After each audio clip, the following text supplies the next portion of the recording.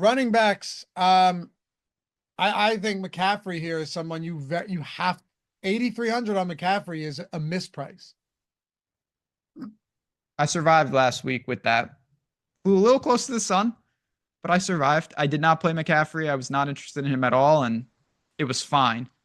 Definitely interested in him here. It's going to be a price thing. I guess my question, though, what do you think Kamara's ownership looks like after a week where he's like 40% owned and he really didn't play great? I wonder how that spread is going to look between McCaffrey and Kamara. It's clearly going to be closer than it was last week. It's not just that. It's Kyron against the Patriots is 7,900 too. Yeah, and there's Kyron.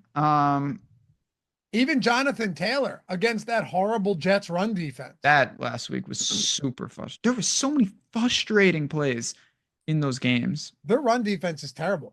Honestly, I could see the Kamara play in the event that his ownership is down further, but also I have respect for that Cleveland defense, more so at home than on the road.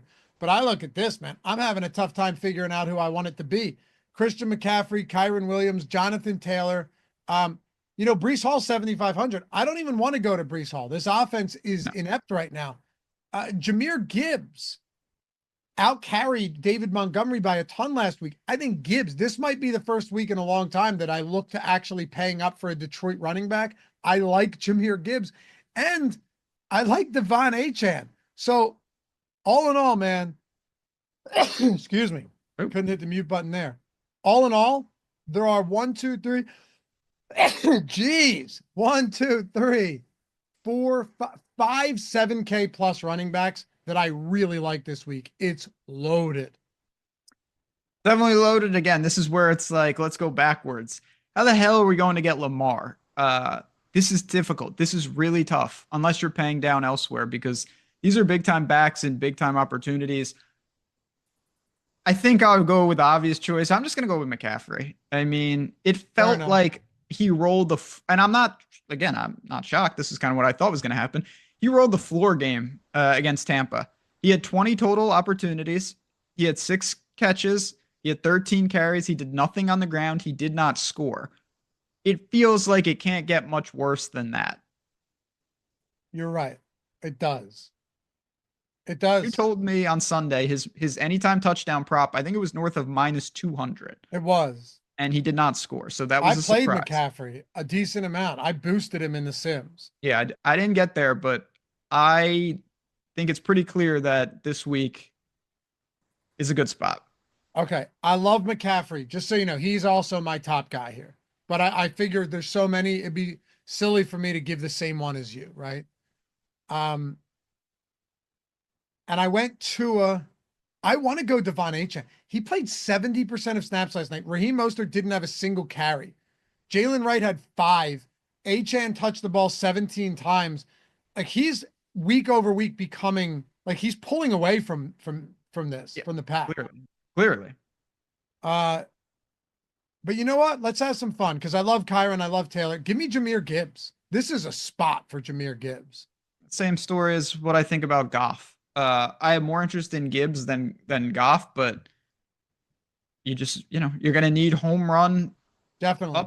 Upside. But you know what, dude? They might score 45 points and it doesn't matter for the running backs. Like you could just close your eyes and pick one of them. Oh, I'm sure. It's just Gibbs has had a bunch of games this year where he does almost everything you're asking and he's still. I know. It's just like, okay, that was good, but it wasn't amazing. And I hear you. Running back though, this is the one thing I can say. You're not, I don't think anyone in chat or you, Ben, is going to disagree with this. Running back up top could be a real ownership game come Sunday. True ownership game. Like if Gibbs is 5%, but Taylor's 18 and Hall's getting ownership again and Achane's super popular and Kyron's super popular, which he probably will be. One of these guys is going to jump off the page to me is like, I'll shoot my shot on low ownership on a great player with a ton of talent who has 30 fantasy point upside. I couldn't agree more. The craziest thing is there is one guy up here who has 5 straight weeks of 20 plus fantasy points. Very amazing, very consistent, and he will Hold on. be unowned. Is, is it Bijan? Yeah, Bijan. No Yeah, one's gonna play him, including me. probably including me. But isn't that incredible? He's playing out of his mind. He's playing really well right now. I didn't know he had 5+ of 20 plus or He has five straight been of 20 plus. outstanding. Yeah. His pass catching prowess too, the ability to get you is crazy. If Maybe, if he's maybe like we should. 1%, I might make an exception and use him as the run back to Knicks. You know what? Maybe Kareem Hunt had 10 targets against Denver last week. It's doable. It's Like Bijan might have 9 targets. and I like the game. Like Knicks, Sutton, Bijan. It's not crazy. You might be able to twist my arm, but boy, the what you give up there is you also wouldn't need to get that much over the field or that to get that much to get over the field. But this week, we're in week 11. I think I can pretty definitively say we haven't seen a week with running backs in the top tier looking this good. No, it's loaded. Bijan doesn't score. He has 6 touchdowns in 5 games. He looks pretty good. I mean, maybe he doesn't score against Denver, but he's been fine in the end zone. And I get Algier stealing some, but Bijan has been awesome. Bijan has a touchdown in 4 of his last 5, 2 touchdowns in 2 of his last 5. Yeah, that's not the argument to be made here. The argument to be made is that there are some really good spots elsewhere.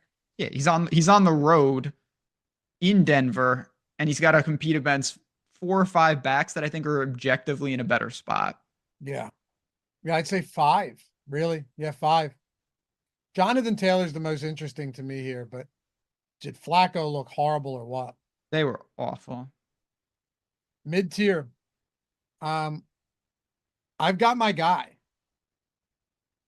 It's assuming Pacheco remains out. I think he's going to miss one more week. It's Kareem Hunt. Like they couldn't get it going in the run game against this same Denver team that we just talked about with Bijan. He had 24 looks and 21 touches still.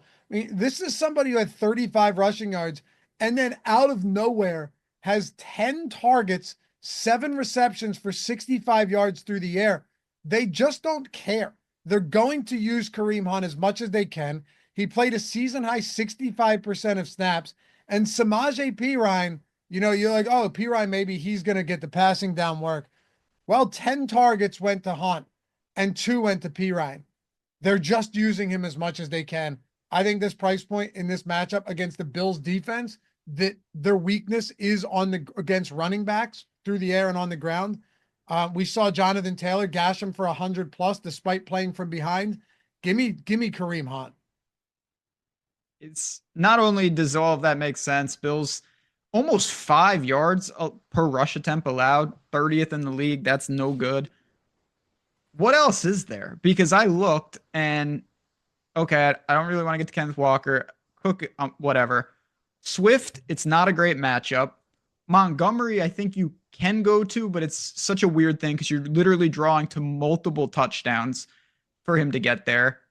I'm not going to play Pollard. ETN, I mean, I don't know what to do with the Jaguars in general. Najee, Stevenson, Nick Chubb's in a great matchup, but I still don't know if I can do it. So who else So is I there? wanted to ask. So okay, so that's one way of saying you're on board with Kareem Hunt this week. By default. Yeah, I don't even think it's just by default though. He's still a good play, but there's just not much in that range either. That's what I mean. So the 2 options to me are don't go in that range or play Kareem Hunt. I think Swift is viable. New offensive coordinator. Green Bay does have some weaknesses on the ground. I'm not opposed to DeAndre Swift. I want to get to him, but it's all over the map. He had 6 targets against Arizona, and then he had a combined 1 target in the games neighboring that. What are you doing? The team is dysfunctional. Maybe getting rid of Waldron helps. But will it? I mean, it shouldn't hurt. I don't think it can hurt. It actually can't get worse. But again, so I don't mind Swift, but Hunt I don't is mind. the guy. Yeah, that's fair. Montgomery, I think, is viable too, It's but fine. that's like another spot where you really have to thread the needle. We'll get to the low tier, which there isn't anything. So don't worry, we're not running as late as you guys think we are. Will you consider Nick Chubb? He I'm not was gonna on say his way to getting 20 carries last game if they weren't playing from behind. I'm not gonna flat rule it out because I do really like the matchup and the range is terrible. I still though, even at that, it doesn't seem like with Jameis, there's a great connection there in terms of targets. Not that he was ever that type of guy anyway. Honestly, it's just there's a difference between being playable and then actually being in the lineup. You know what I mean? Like Nick Chubb has some things that could work, but there would have to be a lot where I'm either starred for value or ownership breaks in a way that I think it's worth a shot. I'd say right now, even though I like the matchup, he's on the outside looking in. All right.